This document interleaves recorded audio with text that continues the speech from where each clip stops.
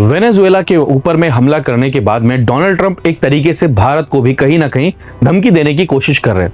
वो कह रहे हैं कि हमने प्राइम मिनिस्टर मोदी जी को कहा कि भाई आप अपना रशिया से ऑयल खरीदना बंद कर दीजिए। एंड वो ये कह रहे हैं कि भारत ने ट्रंप साहब को खुश करने के लिए रशिया से ऑयल खरीदना कम कर दिया। बल्कि अगर देखा जाए, जो डेटा कल ही हमने देखा है, वहां पर हमें पता चलता है कि रशिया से बल्कि हमारा जो ऑयल का इंपोर्ट है वो और ज्यादा इंक्रीज हो चुका है। आज मैं आपको बता दूं कि भारत सबसे ज्यादा अगर ऑयल कहीं से इंपोर्ट कर रहा है तो वो रशिया है। ऑलमोस्ट 35% हमारा इंपोर्ट रशिया से ही आ रहा है।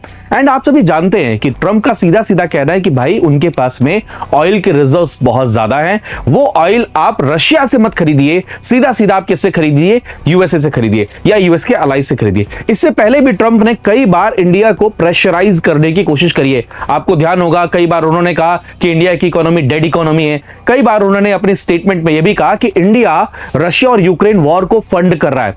कई बार उन्होंने भारत के ऊपर में एक्स्ट्रा टैरिफ लगाने की और धमकियां दी हैं। एक्चुअल में वो ये चाहते हैं कि इंडिया वहां से डिफेंस की इक्विपमेंट परचेस करे, ऑयल और गैस परचेस करे। एंड थर्ड वेरी इंपॉर्टेंट चीज, इंडिया की जो डोमेस्टिक मार्केट है, खासतौर पे एग्रीकल्चरल मार्केट, उसको हम क्या करें, यूएसए के लिए ओपन कर दें। जिसके अंदर में अभी आप देखेंगे इंडिया एंड यूएसए के बीच में ट्रेड नेगोशिएशन चल रहे हैं। बट शायद ही ट्रंप जानते होंगे कि ऐसे धमकियों से कभी भी ट्रेड नेगोशिएशंस और दोनों देशों के बीच में रिश्ते नहीं बनते हैं।